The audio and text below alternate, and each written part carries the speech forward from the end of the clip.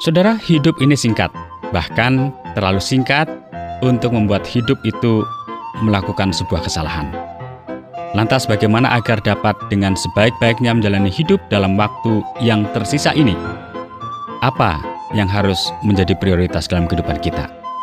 Melalui program Sang Pemenang, kali ini saya Oti Priambodo telah ditemani Bapak Pendeta Eslomanik untuk berbincang sekitar prioritas hidup orang Kristen.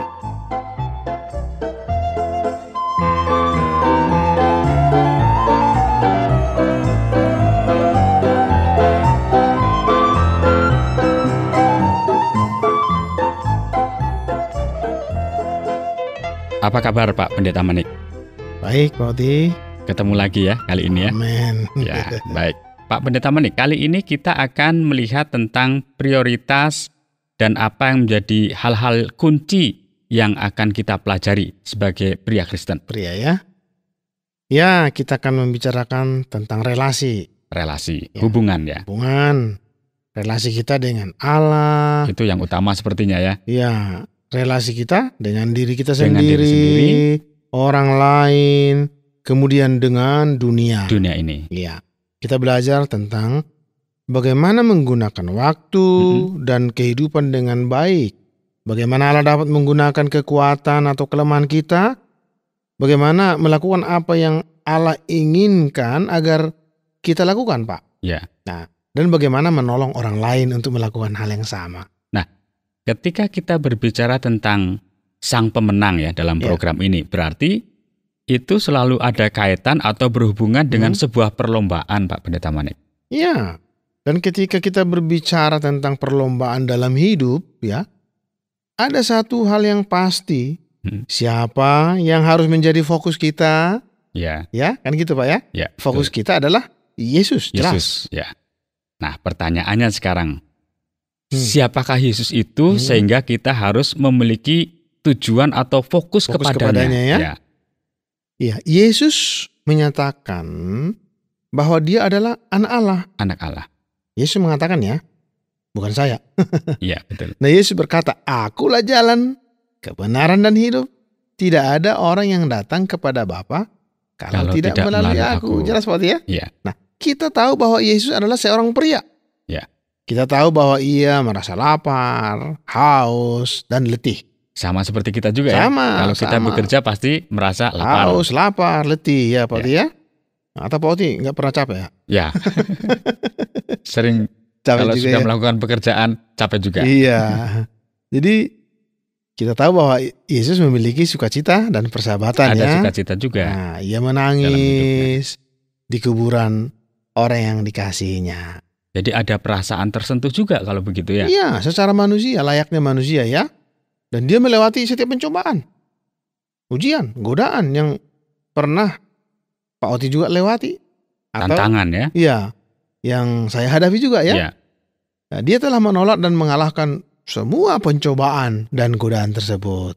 Nah, jadi Pak Oti, Yesus adalah seorang pria. Ya. Juga pendengar kaum pria, tetapi dia jauh lebih dari itu. Yesus mengklaim dirinya sebagai anak Allah tadi yang utama. Iya. Ya. Saya teringat akan peristiwa ketika Yesus mengajukan sebuah pertanyaan yang sangat penting kepada murid-muridnya, Pak Pendeta Manik. Ya. Menurut kata orang, siapakah aku ini? Jadi ada pertanyaan juga yang disampaikan oleh Yesus kepada murid-muridnya. Ya, dan tidak mengherankan ya bahwa Petrus yang hampir selalu cepat gitu ya, untuk menjawab, dia reaksional ya. Iya betul. Mengatakan, spontan ya. Beberapa orang mengatakan bahwa engkau adalah Yohanes Pembaptis atau engkau adalah Yeremia atau Elia. Nah, kemudian Yesus tanya lagi ya kepada Petrus, menurutmu siapa aku ini? Kan tadi kata orang siapa aku, tetapi sekarang menurut kamu siapa? Nah, Petrus mengatakan, engkau adalah Mesias, anak Allah yang hidup. Wah, luar biasa ya. Nah, Yesus berkata, Petrus, kamu telah menjawab dengan baik, tapi itu bukan dari pikiranmu, melainkan berasal dari pikiran Allah. Itu telah diwahyukan Pak ya, kepada manusia, kepada kita, kepada Petrus oleh Allah. Nah, Yesus Kristus mengklaim dirinya sebagai anak Allah. Allah yang kekal telah menjadi manusia dalam pribadi Yesus. Dia bukan sekedar seorang revolusioner, Pak. Bukan sekedar seorang guru yang besar, bukan sekedar seorang yang besar, bukan, Pak.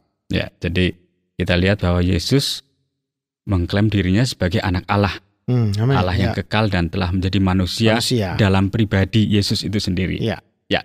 Saya teringat dalam bagian kitab Injil juga bahwa setiap etika yang Yesus ajarkan, Ia mengajarkan bahwa jika engkau ditampar di pipi kiri, maka berikan juga pipi kananmu. Ya. Ini sebuah pengajaran yang berbeda dengan apa yang disampaikan oleh tokoh agama atau pemimpin agama yang lain ya. Iya.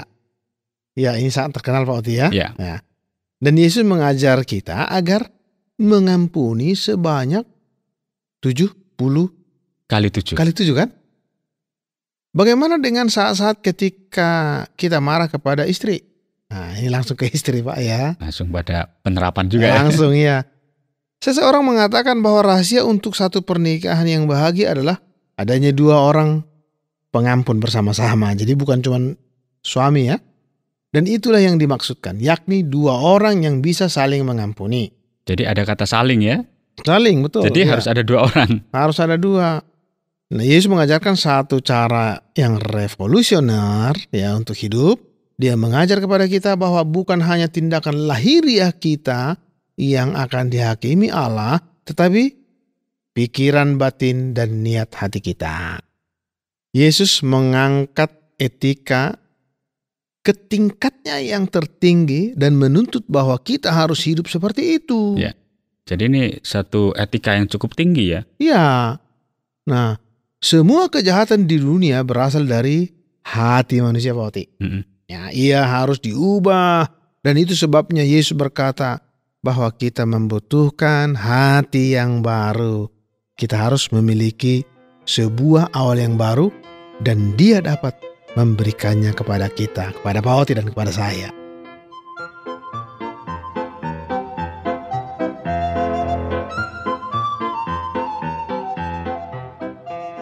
Pak Pendeta Manik, ini pernyataan yang menarik. Yesus mengklaim dirinya sebagai anak Allah. Ya, kalau dilihat otoritasnya ya. Ya. Ia memiliki otoritas atas segala alam. Betul. Nah, pada suatu malam Yesus berada di perahu. Ini terkenal nih Pak Oti ya. Dengan murid-muridnya. Ada mereka menghadapi badai, petir menyambar, guntur menderu, laut mengamuk, angin bertiup kencang. Para murid menjadi takut. Apa kata Yesus? Yesus berdiri di perahu dan berkata, "Diamlah dan jadilah tenang." Itu terkenal Pak Oti ya. Nah, petir berhenti menyambar. Guntur demikian. Angin dan ombak menjadi tenang. Alam menuruti firman-Nya. Dia memiliki kuasa atas seluruh alam. Nah, mengapa Pak Oti? Karena Dia adalah Allah atas seluruh alam. Dia memiliki otoritas dari segenap alam ini ya. Amin, karena Dia kan anak Allah ya. Dan Dia memiliki otoritas atas bukan hanya alam, penyakit. Dia menyembuhkan orang buta. Dia membuat orang tuli mendengar dan membangkitkan orang mati. Nah, kemudian lihatlah kematian yang Ia alami. Apakah seseorang pernah mengalami kematian seperti Yesus? Gak ada toh Pak Oti ya? Berbeda ya. Berbeda dengan berbeda yang sekali, lainnya. Berbeda. Para mungkin pimpinan ataupun Pimpinan tokoh-tokoh agama ya, berbeda dengan apa yang dialami oleh Yesus sendiri ya. Nah, jadi bagaimana Yesus? Ya, tangannya ditancapkan paku ya. Mereka memukulinya di punggung dengan cambuk sampai hampir tidak bisa berdiri lagi. Mereka menempatkan satu mahkota duri di kepala dan wajahnya berdarah dan ditertawakan, diludahi dan diejek ya Pak Oti ya. Ya. Namun meskipun ia menderita kekejaman yang mengerikan ini, walaupun ia tidak melakukan kesalahan apapun, ya, pada saat ia sedang sekarat dan menghadapi kematian dan penderitaan di kayu salib, lihat ini, ia berseru Pak Oti, "Tuhan, ampunilah mereka, karena mereka tidak tahu apa yang mereka lakukan." Dahsyat Pak Oti ya. Sungguh luar biasa. Saya sangat salut sekali ini Pak Oti. Memang ini berbeda ya ajarannya. Atau berbeda. Perasaan yang dilakukan oleh Yesus itu berbeda dengan, mungkin kalau manusia sudah, kalau diperlakukan seperti ini akan membalasnya. Atau tunggu pembalasanku seperti itu ya. Tunggu pembalasan, iya. Jadi dalam kata-katanya yang terakhir di kayu salib, Yesus berkata ya, sudah selesai. Ini maksudnya apa ini? Sudah selesai. Ya, berarti bahwa rencana Allah untuk menyelamatkan kita, ya sudah selesai. Sudah selesai. Keselamatan, Pak Oti. Allah sekarang dapat mengampuni semua dosa Anda, ya karena Yesus telah menyelesaikan rencana Allah itu, Pak Oti. Ya.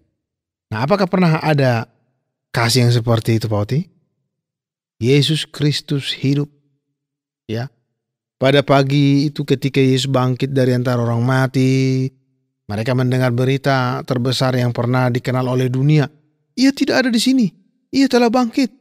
Yesus hidup hari ini. Kan begitu ya? Nah, kalau kita bisa dramatis ya. Nah, bagaimana dengan kita? Apakah kita menjalani hidup sebagaimana fakta bahwa Yesus hidup? Ketika kita dengan jujur melihat kehidupan ini, apakah kita dapat katakan bahwa kita benar-benar memiliki relasi pribadi yang sangat dekat dengannya? Apakah kita percaya kepadanya? Apakah kita juga taat kepadanya? Percaya dan taat itu saudara itu, Pak Oti. Ya, jadi ini sebuah tantangan bagi setiap kaum pria, Pak Pendeta Manik. Dan jawaban atas pertanyaan-pertanyaan ini tentu akan menentukan apakah kita benar-benar adalah seorang pria yang berjalan bersama Allah. Iya.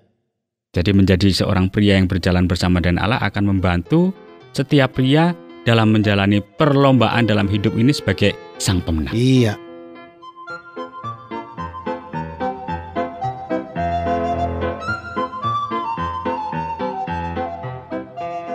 Saudara, tiba saatnya saya mohon pamit dari hadapan Anda. Harapan saya Anda beroleh manfaat dari apa yang kami sajikan ini. Bila Anda ingin menanggapi acara ini, kirimkan surat Anda ke acara Sang Pemenang, Tromol Pos 261, Batu 65302, atau SMS 081 333 777 386. Tuhan memberkati.